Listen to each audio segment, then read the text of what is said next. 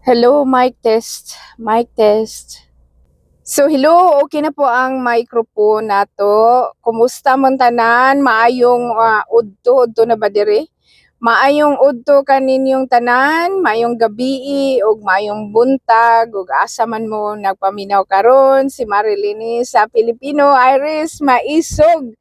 So karon atong paminawon ang hearing sa Senado kay ugma na sila ang ilahang sa June 11 ugma na sila mag-convene sa first day sa impeachment nila, pero ang nahitabo karon sa giargyuhan nila gahapon nga mag-convene ba sila karon o ugma magsugod na ba sila unya ang ilahang gihulat gahapon ang motion ni privilege speech ni Senator Bato nga wala nila na nasugdi gahapon. So karon pa nila gi-continue ang kagahapon nila nga hearing sa bagyoy tama nga buhaton. So atong sundan karon pagkahuman og privilege speech ni Senator Bato. Gusto ni Bato nga i-dismiss na ang impeachment karon, pero ang uban ming argue pod nga i-convene i-start ang impeachment ay butuhan ang motion to dismiss the impeachment. Rebuttal ni Senator Villanueva. So atong paminaw kamong mga kapamilya, mga halapaminaw sa moani dayon aron makasabot ta mo komentaryo ta. In fact, Mr. President, when the impeachment case was filed or the articles of impeachment were transmitted here in the Senate By the way, an hour going to drive, before we adjourned, Mr. President, before our break, Tatay Lakton. a week after, more than 380 pages, Mr. President, of annexes ang dumating po, Mr. President. So, dun pa lang, Mr. President, I agree with Senator Bato's statement na somehow minadali or tignan natin. But again, Mr. President, my only concern here is that we have not yet convened as an impeachment court. We can probably dismiss this or even entertain the motion if we are already acting as an impeachment court. Let me go to my other point, Mr. President. The Senate lacks the power to dismiss an impeachment complaint and has no constitutional duty to proceed to trial. And that's why, Mr. President, if you recall yesterday, this representation mentioned that notices are very important when the minority leader made a motion yesterday that he wanted to stop our legislative work and proceed with the convening of the impeachment court. And he made mention about the calendar of activities, kung kailan magsisimula, ano yung timelines, etc., Mr. President. And that's why I objected again, Mr. President. So in the name of consistency, Mr. President, let me again state for the record, the power of initial determination belongs solely to the House of Representatives. You and I, Mr. President, were members of the House for quite a long time. And we talk about it all the time, that it is the sole power of the House to determine kung yung impeachment or articles of impeachment na itatransmit sa Senado ay mayroong required votes, etc., etc., at ang tanging sole authority naman ng Senado is to act as an impeachment court, not, Mr. President, not as a gatekeeper of the complaints sufficiency. Further, Mr. President, it bears emphasis that the framers of the Constitution intended a clear division of roles. House initiates and the Senate tries and decides. Again, Mr. President, I am not even going to say whether or not I will support the motion of our dear colleague, Senator Bato de la Rosa. I'm just saying, Mr. President, that it should be post, Mr. President, in the impeachment court. Last but not the least, Mr. President, the Senate as a legislative body, or even when it sits as an impeachment court, Mr. President, ito po yung ating posisyon, may not dismiss the impeachment complaint due to change of Congress. Impeachment, Mr. President, is a political discretion. It's not a political discretion, but a constitutional mechanism rooted in the principle that public office is a public trust. Alam na po natin lahat yan bilang mga lingkod bayan. Yung sinasaad ng 87 Constitution, which provides public office, sa public trust, public officers and employees must at all times be accountable to the people. This duty, Mr. President, is not suspended, nullified, or extinguished by the expiration of the legislative calendar or the transition to a new Congress. But again, I also believe and support the statements made a while ago by Senator Bato de la Rosa.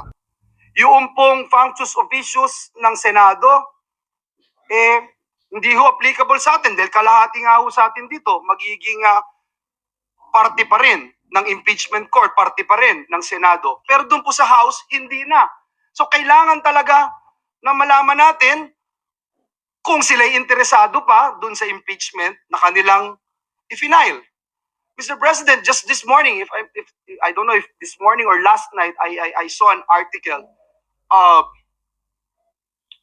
I'm not sure if it's Justice Ascuna or Attorney Divina saying that the House must actually do something, whether at least, the very least, is to pass a resolution authorizing, Mr. President, their representatives, their prosecutors, that they are indeed have the blessing of the 20th Congress.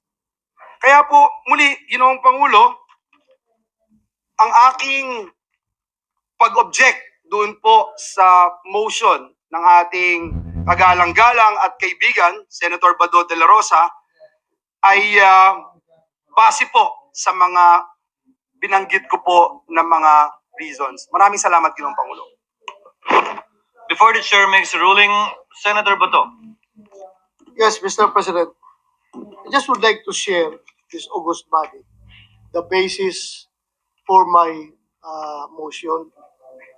According to Chief Justice Renato Puno in Francisco versus House of Representatives, a number of things can be done before the Senate is convened as an impeachment court. For example, the Senate, which has the primary jurisdiction over the case, can decide the question of whether the one-year ban has been violated or not. Likewise, the Senate can decide whether the complaint on its face has any legal basis. Mr. President, if I may, So as not to belabor the point, Chair would like to state the parliamentary status and make a ruling. Again, to reiterate, Senator Bato, after the end of his privileged speech, made a motion, but before the chair could act on that motion, he asked for the recognition of Senator Bato, who wanted to second the motion of Senator Bato at the end of his speech. Before the chair could act on that motion and recognize Senator Bato, Senator Ontiveros and Senator Villanueva signified their intention to speak. Senator Ontiveros made a motion. To suspend further consideration of the matter at hand so that we can proceed to take our oaths. And then Senator Marcos raised the point of order that there are too many pending motions on the floor and that we should dispose of them, as correctly pointed out by her. Senator Villanueva objected to the motion of Senator Bato. With the permission of Senator Villanueva, hindi ko po ituturing na objection yung inyong sinabi dahil ayon mismo sa inyo, hindi naman kayo tutol dun sa motion ni Senator Bato, kanya lamang. Gusto nyo at sa paniniwala nyo, pwede lamang ito magawa kapag tayo ay isang impeachment court na at hindi bilang isang Senado. Ayon sa authority na kinukot ni Senator Bato, may opinion, may concurring opinion. Si dating Chief Justice Puno na pwedeng itong gawin ng Senado. Concurring and dissenting opinion siya sa pagkakaalala ko sa Francisco. With the permission of the gentleman on the floor, the chair is of the considered view that and takes well the position of Senator Villanueva. We will act on the motion of Senator Bato, but as an impeachment court. We cannot act on the motion of Senator Bato unless we take our oaths as members of the impeachment court. Therefore, once the impeachment court after we take our oaths and we convene the impeachment court, Senator Bato can reiterate his motion. Senator Go can then second his motion, if at all, and we will proceed to dispose of such motion after we hear from everyone who wants to speak on the matter. Mr. President, just to clarify your statement, Mr. Senator President. Villanueva, before I make a ruling. Yes, Mr. President, you were saying, Mr. President, because the way I look at it, you are saying, Mr. President, that in order for us to dispense with the motion of Senator Bato, we would have to convene. We would have to convene the impeachment court, as you said earlier. Ang Yes, gusto Mr. ni President, Senator Bato, I thank you for that. But in order for us to convene again, Mr. President, and just for the information of our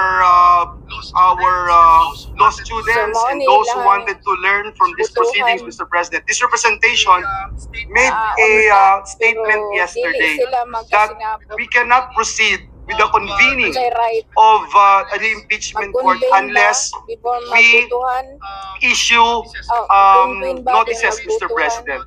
And I made mention about it because the minority leader's motion yesterday was to convene and at the same time talk about the calendar of activities, Mr. President.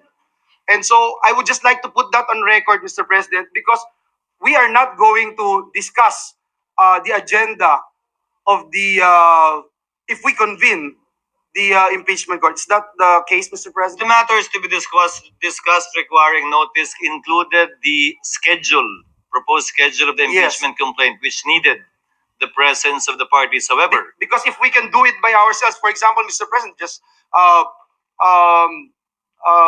approving our rules on impeachment, issuing summons, we don't need to issue notices. Is that there's- correct, Mr. President? However, there are certain matters that the court can do motu proprio, Yes. and it would perhaps include these matters, which is up for the consideration of the court once we convene. So again, Mr. President, thank you. Senator Bato is recognized. Thank you, Mr. President.